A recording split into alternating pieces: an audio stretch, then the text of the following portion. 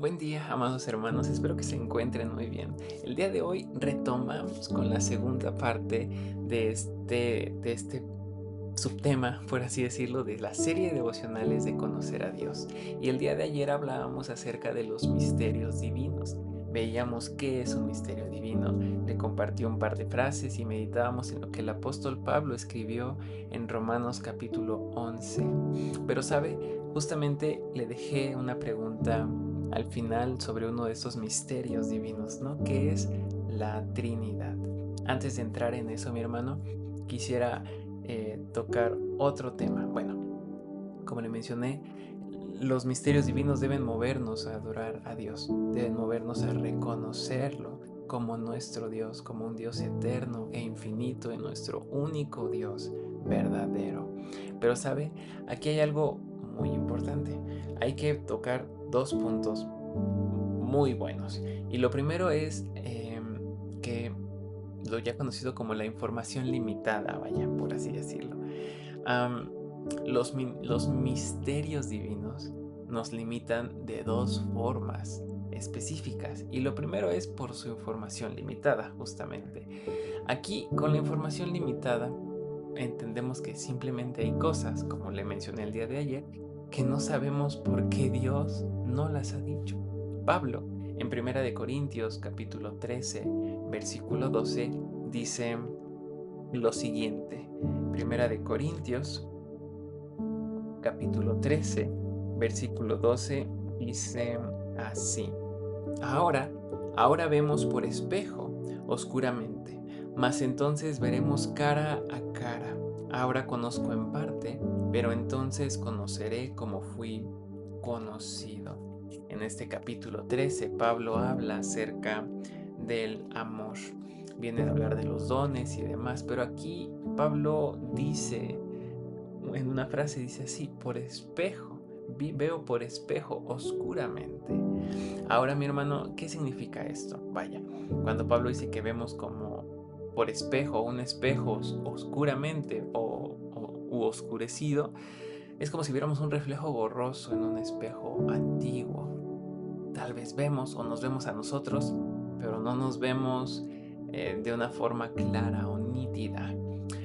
Por eso, mi hermano, antes nosotros, volviendo a los misterios divinos, antes de preguntarnos cosas como la Trinidad existe, no existe, cómo la explico, o preguntas más prácticas como ¿por qué Dios, si es bueno, permite el mal? Nosotros, como cristianos, debemos recordar y también en humildad, también tener eh, la valentía, porque requiere humildad y valentía decir, no lo sé, no intentar dar más explicaciones y muchas más cosas. Como le he mencionado, hay misterios divinos. En la Biblia uno de ellos es la Trinidad. Sabemos que Dios es trino, porque la Biblia apunta a eso. Pero por años, años y años y años se ha intentado explicar la Trinidad de formas muy complejas, muy buenas, de una forma académicamente hablando, pero en lo práctico no son nada buenas, por así decirlo. Sigue siendo un misterio. Y a veces es más fácil decir creemos en la Trinidad porque es lo que vemos aquí, mas no podemos explicarla, porque es parte de la esencia de Dios. Es uno de esos misterios de Dios y creo que es el ejemplo perfecto, porque aunque no lo entendemos por completo, hemos buscado hasta nosotros como iglesia en estudios devocionales y demás, hemos buscado la forma de explicarlo y podemos hacerlo y podemos desgastarnos muchísimo haciéndolo o intentando hacerlo, pero al final nunca encontraremos la forma adecuada de definir a Dios, a nuestro Dios trino, porque estamos usando palabras humanas, palabras limitadas, nuestro razonamiento que es limitado para definir a nuestro Dios que es infinito. ¿Sabe? Am, por eso siempre es importante y, y cuando abordemos temas así, que sean difíciles de responder, que sean los famosos misterios divinos, sí, podemos tal vez buscar y buscar dar una respuesta. Y si no la encontramos, agradezcamos a Dios, porque eso lo sigue. eso lo sigue haciendo Dios y lo sigue haciendo aún más merecedor de nuestra alabanza, porque cuando más vemos nuestras muchísimas limitaciones, vemos su grandeza, su omnipotencia y su poderío. Entonces no hay otra respuesta más que doblar nuestras rodillas y adorar solamente a nuestro Dios.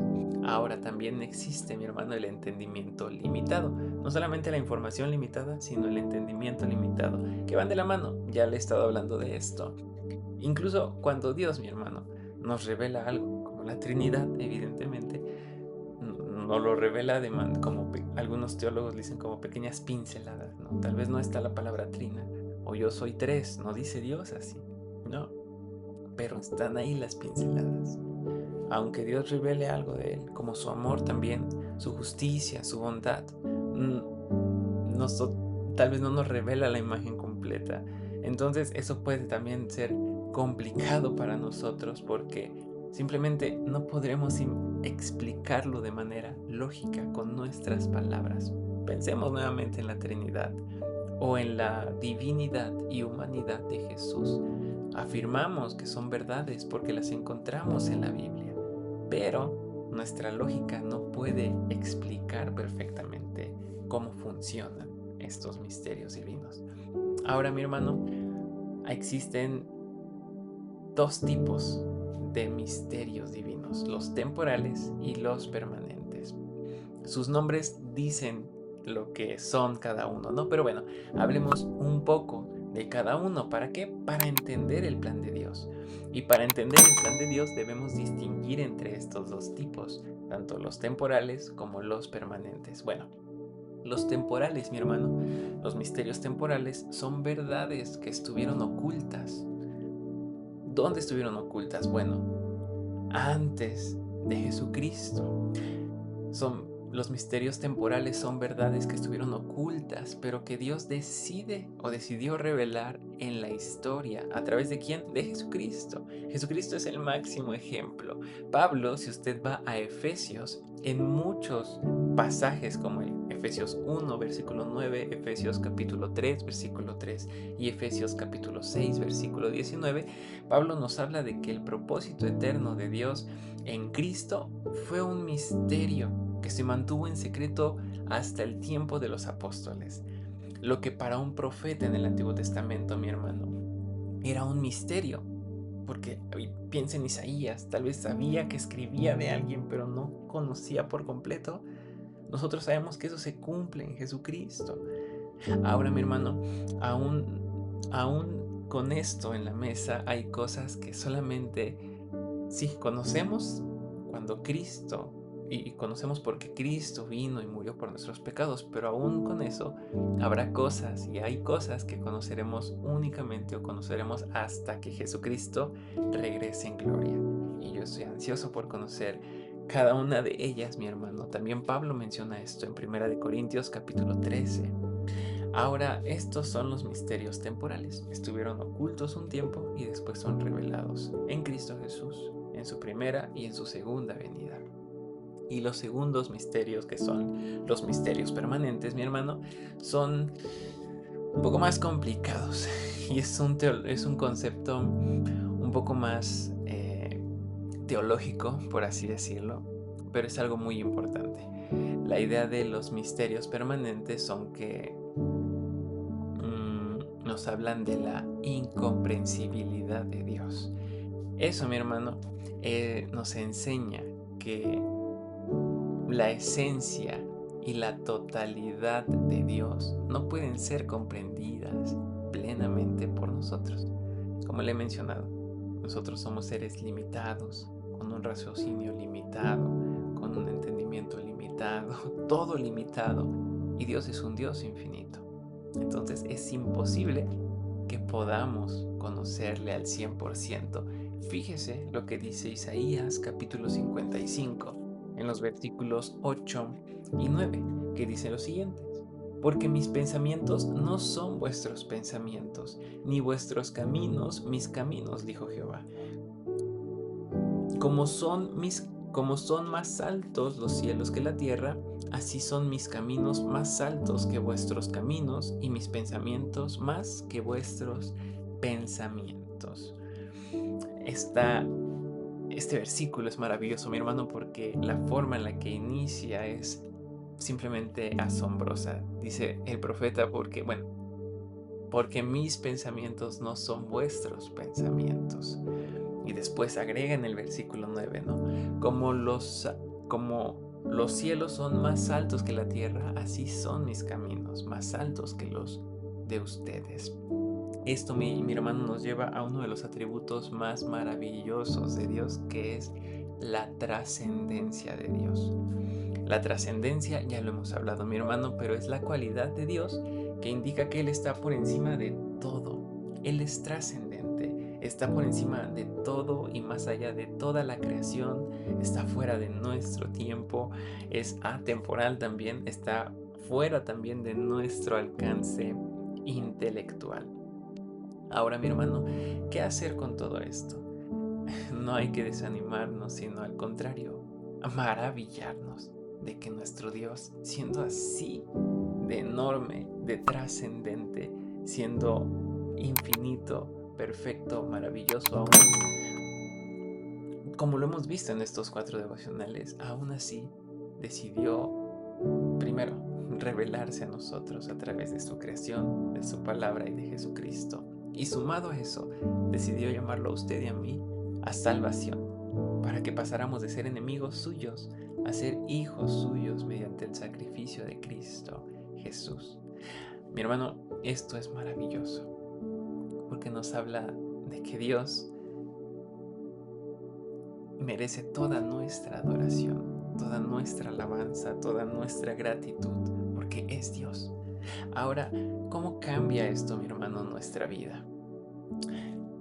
Si se da cuenta, el día que hablamos de la revelación, los días que hablamos de la revelación, también eso pudo impactar, o yo espero que haya impactado nuestras vidas. Porque ¿cómo cambia esto? Veo a Dios en todo, en su creación, en la forma en la que me relaciono con los demás, porque sé que Dios está detrás de todo eso y Dios es poderoso.